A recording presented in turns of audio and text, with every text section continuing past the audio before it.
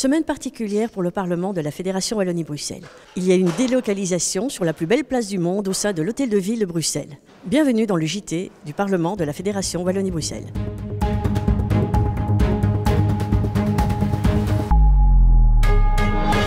En séance plénière, après les questions d'actualité, un débat thématique sur la santé mentale des jeunes était organisé. Tous les groupes se sont exprimés et les ministres ont répondu. Reportage. Un débat thématique était à l'ordre du jour après les questions d'actualité en séance plénière ce mercredi 25 septembre. Il portait sur la santé mentale des jeunes et faisait suite à un rapport discuté en séance le 9 février 2022 après de nombreuses auditions de professionnels de la santé par les commissions concernées. Ce rapport préconisait un certain nombre de mesures spécifiques transversales et communes à plusieurs secteurs comme ceux de la petite enfance, l'enfance, le milieu scolaire et l'enseignement supérieur. Après un long échange de vues, les différents groupes politiques ont appelé les nouveaux ministres à mettre en œuvre ces recommandations, chacune et chacun dans leur domaine de compétences. La ministre-présidente de Grise et les ministres Glatini, Lescrenier et Galland ont répondu en ce sens.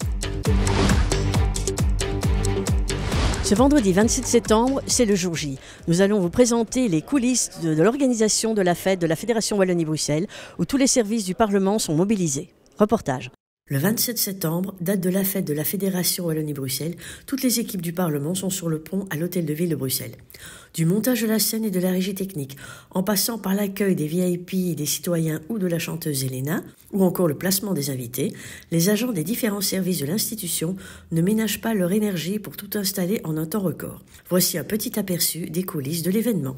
Pour chaque agent impliqué dans l'événement du 27 septembre, c'est chaque année un plaisir que de contribuer à cet événement d'importance. Je me suis présentée à l'Hôtel du Greffe pour terminer le placement des personnalités. Ensuite, je suis venue ici aider les collègues. Mon rôle consiste à arriver le matin pour monter le visuel et tous les roll-up et les beach flags et ainsi de suite, tout ce qui fait la promotion pour le Parlement. Moi je suis stagiaire et je suis là pour aider mes collègues dans l'organisation de toute la cérémonie. J'aide à placer les gens dans la salle et à les orienter s'ils sont perdus. Eh bien, je m'occupe du streaming, donc la diffusion en direct de la cérémonie. On prépare en commun avec la régie le signal pour vérifier que tout est en ordre et que ça va bien être diffusé à 14h sur les plateformes, sur YouTube et sur notre chaîne Facebook. C'est un événement qui est très bien organisé, donc j'arrive avec tout le confort, tout est prévu, tout est déjà précisé, qu'est-ce que je dois dire, à quel moment, dans quelle langue, à qui. Le but c'est que tout soit mené à bien évidemment pour le jour J, c'est aujourd'hui dans un quart d'heure on commence, on accueille les invités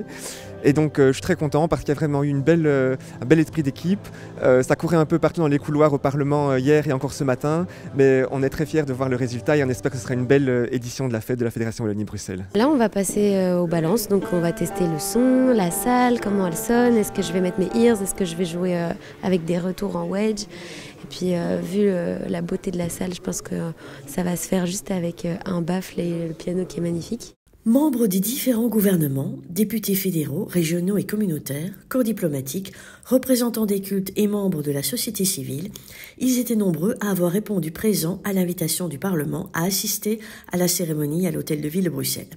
Le président, dans son discours, a insisté sur la nécessité de répondre rapidement aux attentes des citoyens, tandis que la ministre-présidente s'est exprimée sur sa volonté d'action dans la nuance et la concertation.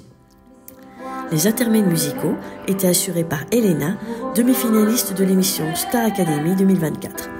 Qui a eu tout le courage de toucher les nuages, je commence à y croire. Je trouverai ma place un jour, je trouverai enfin ma voix, et on ne verra que moi, être aimé pour de vrai. La chanteuse de Braine-l'Alleud a ensuite rencontré 5 fans, tous lauréats d'un concours que le Parlement avait organisé sur ses réseaux sociaux. C'est pas la première fois, du coup j'ai eu la chance de pouvoir les rencontrer tout au long de la tournée, sur les primes et depuis aussi que la Starac est terminée. Et c'est toujours un plaisir parce que Comme je disais tout à l'heure, c'est grâce aux gens qui me soutiennent que je peux continuer à faire de la musique. Donc finalement, c'est grâce à eux que je fais ce que j'aime. Donc c'était assez exceptionnel comme contexte en fait finalement.